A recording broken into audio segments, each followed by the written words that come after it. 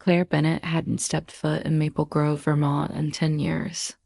The last time she drove out of that small, tree-lined town, she swore she'd never look back. Life had other plans. Her mother's sudden fall forced her to return, just as the leaves were turning amber and gold, blanketing the sidewalks like forgotten memories. Claire had built a life in Chicago, fast-paced, successful, carefully detached from the quiet world she left behind.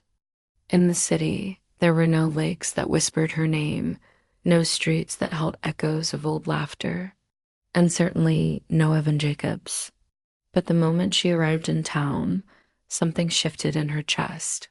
The air was different here, cleaner, quieter, filled with the kind of silence that made your thoughts louder. She hadn't even unpacked when she decided to stop by the local grocery store. It was meant to be a quick errand, just grab some essentials and leave. But fate doesn't care about grocery lists. It cares about timing. And when she turned down the produce aisle, reaching for a crisp Honeycrisp apple, her hand brushed someone else's. The contact was electric, brief, soft, but enough to make her freeze. And then she heard his voice, clear, 2 syllables. That's all it took for the ground beneath her to shift. She turned slowly, and there he was. Evan Jacobs, the boy she had loved since she was 16. The man she had said goodbye to under a pale moon with tears in her eyes. Time had changed him, broader shoulders, stubble on his jaw, and a quiet maturity in his eyes, but the warmth was still there. That gaze still saw her, even after all these years. "Hey, Evan," she managed. Her voice quieter than she meant it to be. It wasn't just awkward. It was charged. Like the years between them had been put on pause, and every memory she'd locked away came rushing back. Late summer nights by the lake, his truck parked beneath the stars, kisses that tasted like mint and hope, promises whispered between heartbeats, and the final painful goodbye, her chasing dreams in a big city. Him rooted in a town too small to hold her ambition. They stood there, surrounded by apples and fluorescent lights, but it felt like the world had faded around them. "You look," he started, then stopped, offering a small, knowing smile. "You look good." So did he. Too good. And Claire hated how her heart reacted, how it leapt, how it remembered. This wasn't supposed to happen. She was here to help her mom, not reopen an old chapter. But seeing Evan brought everything back, the ache of what they were, the questions of what they could have been. They spoke for a few minutes, light talk, safe words, the kind that tiptoe around the truth. But under every polite sentence, something unspoken pulsed between them. Longing, regret, wonder. When he gently offered to catch up sometime, just coffee. Nothing serious, she surprised herself by saying yes. Back in her car, Claire sat behind the wheel, her fingers still tingling from that brief touch. She stared out the windshield at the familiar streets she once swore she'd forget and whispered to herself, "What are you doing?" The answer didn't come, but her heart was already replying in a language she thought she'd forgotten. And maybe, just maybe, this return to Maple Grove wasn't just about her mother's injury. Maybe it was about a second chance she didn't know she was looking for. Asterisk. Claire hadn't planned to say yes. After all, she came back to Maple Grove to care for her mother, not to revisit the past. But as she sat across from Evan Jacobs in a cozy cafe tucked between a bookstore and the town post office, it felt strangely natural, like no time had passed, like they weren't two people trying to ignore the weight of a shared history. The cafe hadn't changed much. Same faded wallpaper, same creaky wooden chairs, same scent of cinnamon and coffee that used to linger in her hair when they'd sneak in after school. But Claire had changed, and so had Evan. He was more grounded now, more certain of himself, but still had that same quiet charm, the kind that never demanded attention, only earned it. She stirred her coffee slowly, trying not to look too long at his face, but her eyes kept drifting. That scruff on his jaw, the curve of his smile, the way he looked at her like she wasn't just someone from his past, like she still meant something. So, Chicago, he said, his voice low, steady. You like it there? Claire nodded, though it took a second too long. Yeah, it's busy, loud, always moving. Kind of perfect, really. You always did want bigger things? His words weren't bitter, just honest dot. She looked down at her cup. And you stayed here, she said, more as a statement than a question. He leaned back in his chair, fingers wrapped around his mug. I did. Took over my dad's wood shop after college. Figured there was enough to build here. Claire smiled softly. You were always good at making things, Evan chuckled. Except relationships, apparently. That silence between them stretched again, familiar, heavy with old feelings. She could feel the question rising in the space between them, the one they'd never dared ask. Why did you leave? Why didn't you stay? But he spoke first, his voice gentler this time. You just disappeared, Claire. She met his gaze, her throat tight.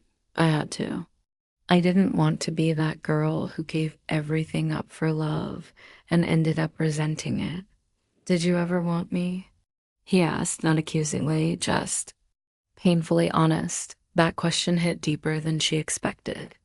She remembered that night, the night she told him goodbye. Tears on her cheeks, his arms wrapped around her like he could hold her there forever.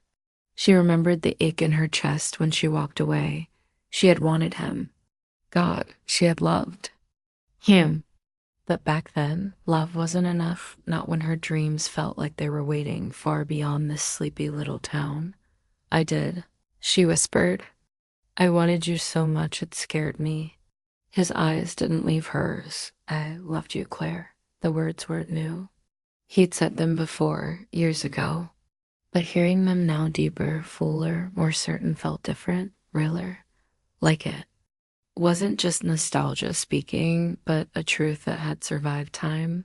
Outside, the rain tapped gently against the windows. Inside, something else was pouring, something she hadn't let herself feel in years. Warmth, pull, hope. They didn't talk about the future, not yet. But as they sat there sipping lukewarm coffee, memories blooming like old flowers between. Then Claire realized something. You can run from a place. You can bury the past. But the heart has its own memory. And sometimes it leads you right back to where you started, not because you failed, but because something real was waiting, and maybe, just maybe, that something was still sitting across from her with a soft smile and a heart that had never truly let her go.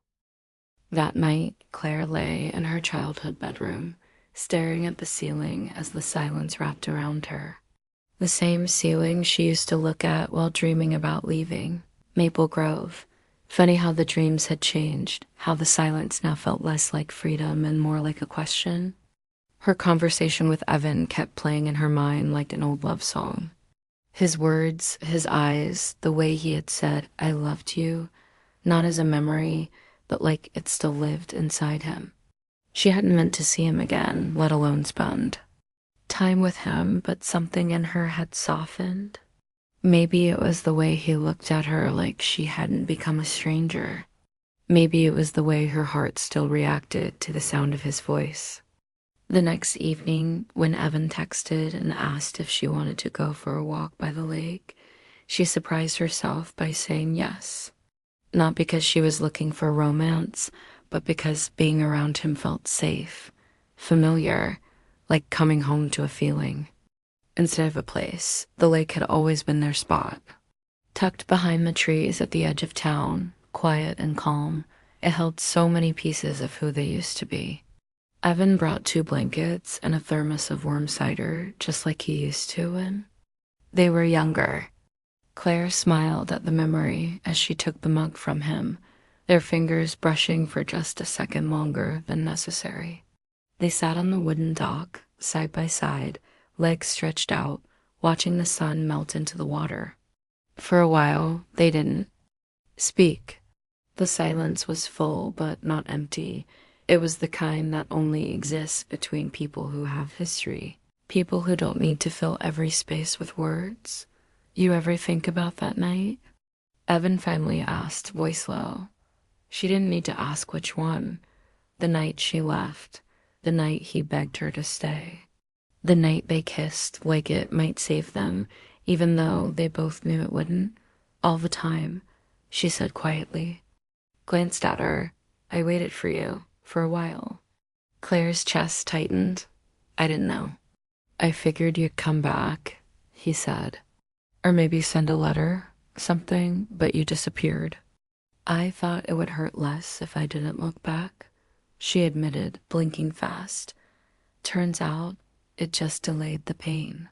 He nodded slowly, his eyes on the water. I never stopped wondering if we could have made it work. They were. Older now, wiser, but some parts of love don't age, they just hide. Sitting there beside him, Claire felt every emotion she'd locked away come rising to the surface. The longing, the fear, the ache of a love that never had the chance to finish its sentence. She reached for his hand, and when their fingers laced together, it didn't feel like a spark. It felt like peace. Like something that had waited patiently, quietly to be remembered. I'm not the same girl, she whispered. And you're not the same guy. No, Evan said, turning toward her. We're better now. We've lived. We've lost.